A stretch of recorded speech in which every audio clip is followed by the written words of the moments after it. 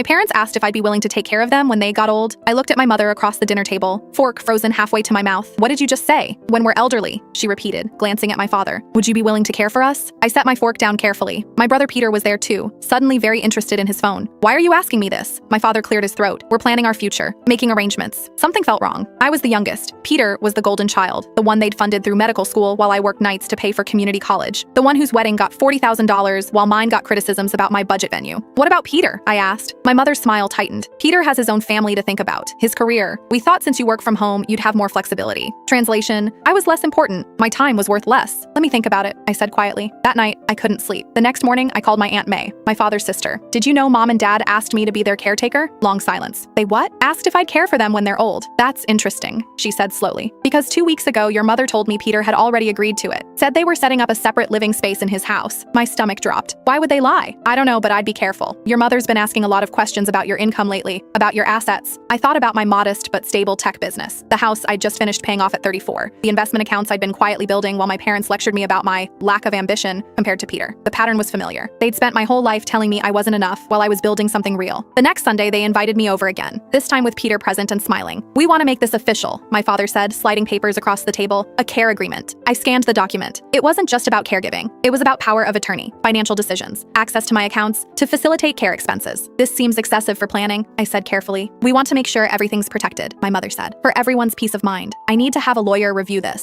My father's face darkened. We're your parents. You don't trust us? I trust lawyers to explain legal documents. Peter leaned forward. Come on, don't make this difficult. They just want security. I looked at him, really looked. He wasn't meeting my eyes. I'll think about it, I repeated. That week, I hired an attorney. She read the documents and looked up at me, concerned. This isn't a care agreement. This gives them complete control over your finances and property. You'd essentially be signing everything over to them. But why? She flipped through more pages. There's a clause here about debt assumption. Does either parent have significant debts? I thought about my father's new luxury car, my mother's recent kitchen renovation, Peter's medical practice that I knew had been struggling. I did some digging, found out Peter had massive malpractice lawsuits pending. My parents had co-signed his practice loans. Together, they were looking at losing everything. They needed my assets as a safety net. The caregiving story was just the hook. The next Sunday, I arrived at their house with my lawyer. They weren't expecting her. I'm not signing, I said calmly. I know about Peter's lawsuits. I know about the debt. My mother's face went white. How dare you invade our privacy? You tried to invade my financial security, I interrupted, by lying about needing care. We're your family, my father said. You owe us. I owe you honesty, which is more than you gave me. I stood. I'll help when you actually need care, but I won't be your financial escape plan. Peter finally spoke. You're really going to abandon your own parents? No, I said. I'm refusing to be sacrificed for your mistakes. My mother tried once more. After everything we've done for you, you mean everything you did for Peter while telling me I'd never measure up? That's exactly why I built something you can't touch. I walked out of that house with my assets intact and my eyes finally open. Sometimes the people who demand your loyalty are the ones who deserve it least.